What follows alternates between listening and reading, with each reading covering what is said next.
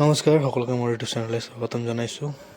হয়, আপোনালোকে চাব পাৰিছে যে আজি DWৰ ফালৰ পৰা এটা first merit list provisional merit list এটা পাব্লিছ কৰিছে। আপোনালোকে চাব পাৰিছে ইয়াৰ যিটো আপোনাৰ ফাদাৰ নেম হিচাপত এটা মেৰিট লিষ্ট মানে প্ৰভিশ্যনেল লিষ্টটো পাব্লিছ কৰিছে। ইয়াৰ গোটেইখিনি দিয়া আছে ধুনীয়াকৈ।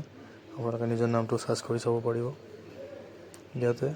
আৰু ভেৰিফিকেশ্যনটো অহা 20 তাৰিখৰ পৰা 11 এপ্ৰিল তাৰিখলৈকে ভেৰিফিকেশ্যনখিনি হ'ব। আৰু ইয়াৰ ফাৰ্ষ্ট ফেজত আপোনাৰ 20 তাৰিখৰ পৰা 29 তাৰিখলৈকে হ'ব। তাৰপিছত 1 তাৰিখৰ পৰা এপ্ৰিল 11 তাৰিখলৈকে ছেকেণ্ড ফেজত যিটো নতুনকৈ ছেকেণ্ড মেৰিট লিষ্ট ওলাব, সেই হিচাপত বাকীখিনি ভেৰিফিকেশ্যন হ'ব। আৰু আপোনালোকৰ যিহেতু ইয়াতে ডেট এণ্ড টাইম গোটেইখিনি দিয়া আছে, টেবুল নম্বৰ দিয়া আছে। তো সেই হিচাপত আপোনালোকে যিটো এড্ৰেছ দিয়া আছে ইয়াত, সেই এড্ৰেছ হিচাপত যিটো Assam agriculture university international guest house আছে, সেই হিচাপত আপোনালোকে টাইম হিচাপত আপোনালোকে যাব আৰু ভেৰিফিকেশ্যনখিনি কৰিব।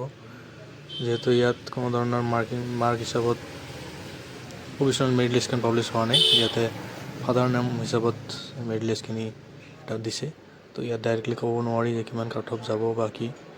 তথাপি যিহেতু আৰু এটা মেৰিট লিষ্ট পাব্লিছ হ'ব, লগতে 4500ৰো নতুনকৈ এডভাৰটাইজমেণ্ট হৈছে, অনলাইন এপ্লাই হ'ল, সেইটোতো মেৰিট লিষ্ট পাব্লিছ হ'ব।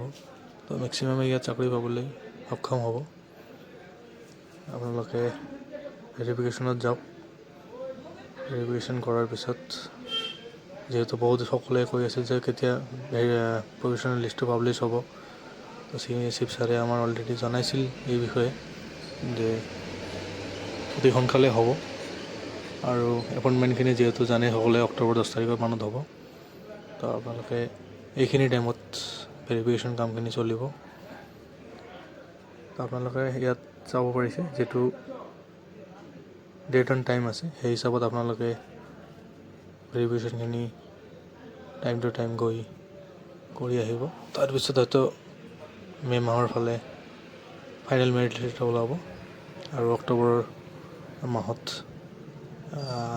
ফাইনেল মেৰিট লিষ্ট হোৱাৰ পিছত এপইণ্টমেণ্টখিনি দিয়া হ'ব বুলি চিফ ছাৰে অলৰেডি জনাইছে। তো সকলোৰে কাৰণে ভাল খবৰ।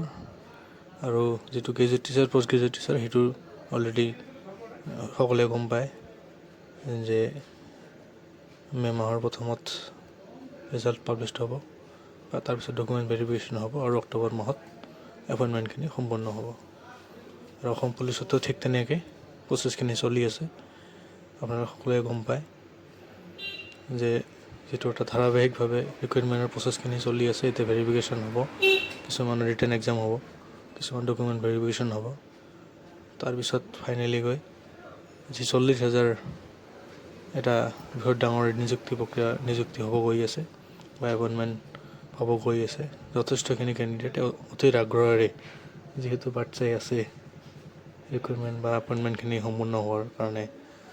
আপোনালোকৰ কাৰণে ভাল দিন আহি আছে আৰু খুব সোনকালেই এই গোটেইখিনি প্ৰক্ৰিয়া সম্পূৰ্ণ হৈ এই অক্টোবৰ মাহৰ ভিতৰতে গোটেইখিনি এপইণ্টমেণ্ট কাম সম্পূৰ্ণ হ'ব। আৰু সকলোৱে যাতে এটা চাকৰি পায় তাৰে কামনা থাকিল। আৰু আজিৰ ভিডিঅ' এইখিনি আছিল। নতুনকৈ কিবা আপডেট পালে মই আপোনালোকক জনাম। Thank you. জয় অসম।